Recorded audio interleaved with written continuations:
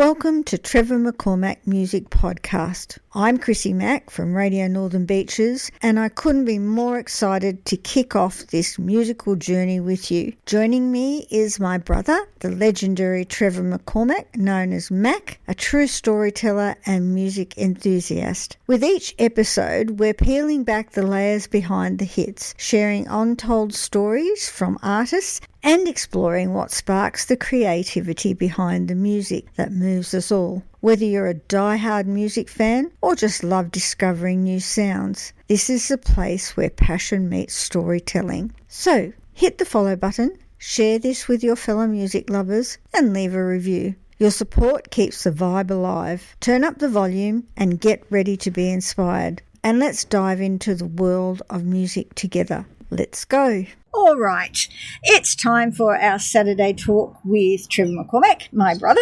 And today it's unusual because I am at a gig and I'm standing outside the building next to a soccer field with birds and cars and you know what, hell knows what, happening outside. So hi, Trev. Sorry about all the noise. Oh. Hello, everybody. We've got birds up here too, you know. That's true. Yeah, we've got very noisy ones down here tonight. Anyway, I wanted to talk to you today. We know you're going away on your trip, but I wanted to talk to you about your gigs and some of the great gigs you did overseas, and tell us a little bit about you were in Vietnam in Dalat, and I know you went to one particular cafe called the V Cafe and a couple of others. So tell us about that experience, and then tell us about some of your experiences on stage and some of your best gigs. Well, you get all sorts of funny things happen on stage, believe it or not, while you're playing. Mistakes, breakdowns, and it's all part of the gig. I remember I played down in Sydney, and my lead guitarist, actually that was a gig for you. Yeah, you did tell us about that one, yeah. We had a problem with the guitar, yeah. Miramar Gardens, big crowd. We all come down to Sydney and set everything up, and we're playing our way through the night, and everyone's up dancing, and my lead guitarist just went completely silent. Right when he was just about to do a lead break. I think it was for one of the songs like It's Alright, it was a big song. So I'm playing away and I'm looking back at him and I'm watching him play and he's going, uh-oh, there's nothing coming out. It's like when you're talking and all of a sudden there's no noise. So I kept playing and I just looked at him and I went, nodded towards the pedals and went, well, sort it out. So we kept playing. Kept the song going. I don't think anybody actually noticed. And honestly, no one had a clue. No. The music was that good, and the bass probably put a little more into it.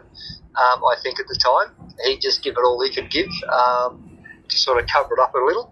And with that, nothing was going to happen. So we finished the song, and I just walked over to him and I said, "Mate, what's going on?" He goes, "I don't know." I said, "Well, we got to fix this like quick." So I just suggested unplug a few things, bypass them and see what happens. And we did, and it turned out okay. And he was back on track. He just couldn't use a lot of different sounds, effects and things like that. Yeah, that was quite a big. That bird is really creating a ruckus out here. Sorry, and a plane has gone over. But anyway, we'll cope. So that was a really big crowd because we had people from all over Australia to a big conference there. So you had quite a big room on that one. Room, yeah, that was like, it was a bit scary at first because there was just tables, beautiful tables all set up, and it sort of scares you a little bit. You've always. I think if you've got some nerves when you start, that's a good thing. And once you get into it, you relax a little more. But it's just getting those people tapping toes and paying attention. When you've got so many people in a room and you come in and they're all talking, they're all chatting away and conversation. And so you've got to just ease into it because it was a dinner. And once they're all settled and finished, then you got to let loose and wind it up a little. So they're the good fun ones. And I don't know how many, there was a few hundred people. Yeah, there were. It was quite a large, I think there was 400 or 500 people. Was there? Like that, yeah. Big room. So things like that happen when you play. There was another instance here in Queensland, where we're up on stage and playing away, and it was only a small stage, but reasonably, 4 foot, I suppose, 3.5 feet off the ground, and the lead guitarist has taken a step to the right, and where do you think he ended up? On the ground. One step off too far, and down he went. Well, he kept playing. He did his beat. I think, well, you heard platinum and bing, and back into the lead, and we just laughed. It was so hard to see while you're cracking up thinking, I'm still playing. I can't see him, but I know he's there. So, that's a professional guitarist. That was a beauty. So things happen, drummers fall off stools. They're banging away, and all of a sudden the stool snaps. or another one was twice. I've had a guitar. I've spun around, looked at the drummer, and the stick has slipped out of his hand, hit me with an electric guitar right on the volume button, and just shattered the button. Oh my gosh. There's so many things. So how did you deal with that? You've got no control over your volume. Well, they didn't change the volume button. It just shattered the button. and there's still a hard wide switch and everything. It's just like a button that sits over the actual switch itself that it just makes you turn it left and right. It just shattered. It was just, it was unreal. I just looked down and he looked at me like, uh-oh, I'm in trouble. And then I hope he had a spare stick handy as well. They do. They have sticks stuck in little positions here, there and everywhere. In case they break them. I've watched a drummer get so heavy into it that he snapped his drumstick. Yeah, and they'll just pick it. There would be another one right there. They'll just grab another one and pick it up. They do. But one of the drummers, Doug Lavery, he could drop a stick. He didn't miss a beat, and he, with one hand, left or right, didn't matter, would continue playing until he picked up the other stick. And then I've seen him one time. Actually, he plays a drum kit and 2 maracas in his left hand, and he plays with the sticks. I think it was in his right hand, or vice versa. But I don't know how you do that. Like, I can play drums, but to have 2 maracas in one hand, one drumstick, and still play a full drum kit and shake maracas at the same time. That's amazing. I've never seen him do that. That's on the film clip, on one of our film clips. I think we were at Dag Pub. Okay. So you turn around, you look, and you go, how the hell do you do that? You keep a rhythm and a beat and always shaking and tapping. Anyway. That's a lot of talent. The guys I hang out with and played with over the years have been great. We went overseas to Vietnam, and I didn't take any instruments with me. We got over there, and every time one of the boys saw someone with a guitar anywhere, they just go, they go, "Hoi, hoi, hoi," and they point at me and do the strumming motion and playing motion of the guitar. And they, oh, come, they'd say. And next minute we're sitting in a cafe, and I'm playing some tunes, and out comes the free coffee and a few little treats, and they don't want you to leave. They're like, stay. And we're like, but we're going to dinner. There's lots of us. So we did that many times in different towns until we got into Galat. And that was a big day's ride because we rode motorbikes all through up north. And this was a big ride, a big day, and I said, I don't really want to go anywhere. I'm buggered. That was a big ride. And the place we were staying in, the V Cafe, it was actually a hotel, motel, restaurant, all in one. And they had this beautiful stage set up with all guitars and drums and everything, just sitting on stage. And I said to the lady at the bar, I said, look, are you going to be open tonight? She said, it's a pretty quiet night tonight. We just, but the restaurant's open and you can come and get a drink at the bar. Yeah, no problem. So, which we did. I said to the boys, right, we're staying here, and I'll play a little bit of music. So with that, we had dinner, and then we went to the bar. And funny enough, the bar girl was, I think, a Kiwi, and she was really, really great and looked after us.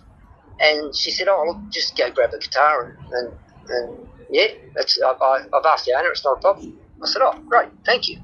So I'm sitting there playing I think there's about 12 of us. And this man comes and sits beside me. The place is empty. And he sits down beside me and he goes, "Oh, there you go." And I said, "Oh, pretty good." And he goes, "Oh, where are you from?" I said, "Australia." He goes, "Oh, nice." He goes, "Would you like to get up on stage and play?" And I'm looking around. There's no one there but it's the boys. I said, "Oh, do you play?" He goes, Yeah. He said, "I'll come up and play." I said, "Oh, wouldn't we have to ask?" He goes, "That's all right. I run the joint." And I said, "Oh, okay." Within, I reckon, an hour and a half, that place was full, packed, wall to wall. He put the word out, there's an Aussie here playing and a singer-songwriter, and the place just filled up. And we played till, I think it was like 2 o'clock in the morning. We had a ball. But you were exhausted, so obviously the adrenaline had kicked in. What's your biggest event? I suppose the biggest was the Sydney one, but, tell us a little bit about the different vibes you get from the different sized gigs you've done. Oh, look, I've gone from, say your one down there, that's probably one of the biggest. There, I did another one in the RSL at Bribey Island, which is my local area. We sold out. We put tickets on the door and we put tickets on a ticket tech, I think it was, and we sold a lot of tickets online. And the last ones, because I said I'd like to be able to, people just turn up and go, "Oh, beauty, we're coming in," and fill the place. And we got around 250, I think, in the auditorium, which was pretty well full.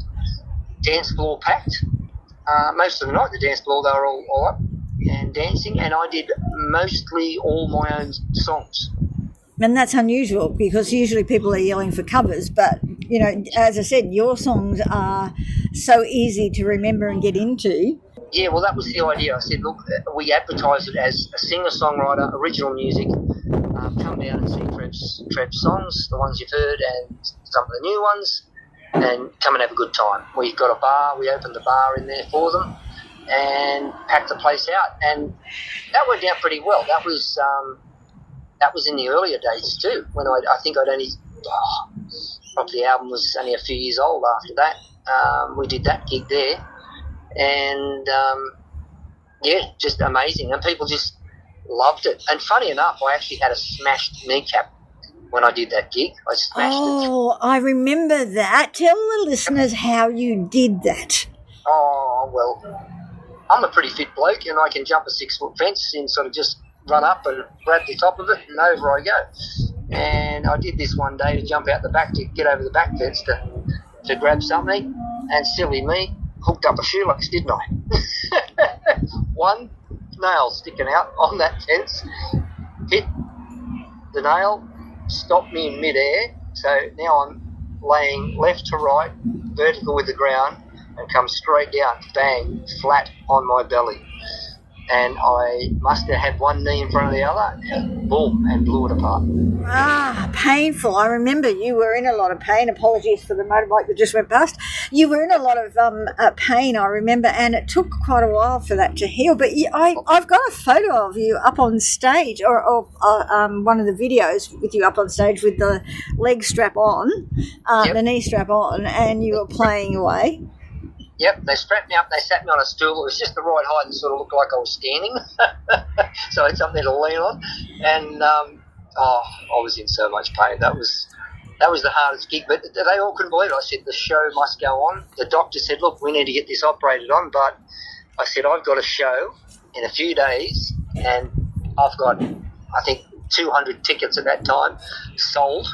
I have to do this. How can I do it? He said, well, if I operate on you now, you're not going to that concert. You're not going to do it. It's impossible. You'll be in so much agony and you'll be on heavy painkillers. He said, I've got you on painkillers now. He says, all right. He says, it's not going to do any damage. We're going to lock it up, wrapped up. We'll give you the best painkiller we can, and that'll keep your sort of head clear and you know what you're doing, and do it. So I suffered for a couple of days, and it might have been 3 or 4 days, but it was the toughest time I'd ever done on stage. But hey, everyone was so impressed and just said, mate, we can't believe you've done this. I said, yeah, right, now get me to the hospital. Exactly, get this done. I recall you suffering quite badly even after the operation. It was a pretty nasty smashed up knee. Yeah, well, I've run businesses, I've run companies. If you're the man and you got to show your workers and your boys or your musos or your employees, if I can do it, you can too. Come on, toughen up. That's the top level of toughen up, really. Oh, look, it's silly, but it had to be done. It just had to be. It had to be done, and everybody loved it. They raved about it. They still do. They're like, when are you coming back? When are you coming back? So that's probably one of my highlights of you can do it, even under a lot of pressure. I know a lot of singers sing with flus, colds. I don't know how they do that. How do you get your voice to work when you're that crook? No idea. If I'm crook, I'm down. When it's like that, I just cannot sing. But they seem to do it. They do it on TV shows, all that, when they got to sing. The Voice, I think there's been a few of them on The Voice that were pretty crook, and I don't know how they get them to have a clear voice, but they seem to do it. All right, well, I think we'll leave it there because we're sort of setting up for sound checks now, and I need to be inside helping out. And thanks for talking to us and telling the listeners about that smashed knee. I think everybody is sort of cringing, thinking, oh my God, that must have been so painful.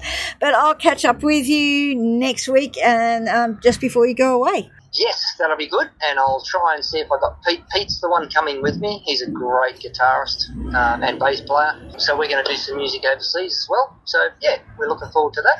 And we'll talk to you about that when you come back. Now, you wanted to talk to our listeners about one of your albums. I think we should give an album away, maybe to one of our listeners that we'll have to get to you on the... Actually, they'll get the information off you after this, I suppose. So if one of our listeners tells you what's the last song on the album Another Day, I'll post them out a free CD. Terrific. All right, that's fantastic. Well, you take care, and I'll talk to you next week. Champion. Look forward to it. Thank you, everybody, and have a great, safe week.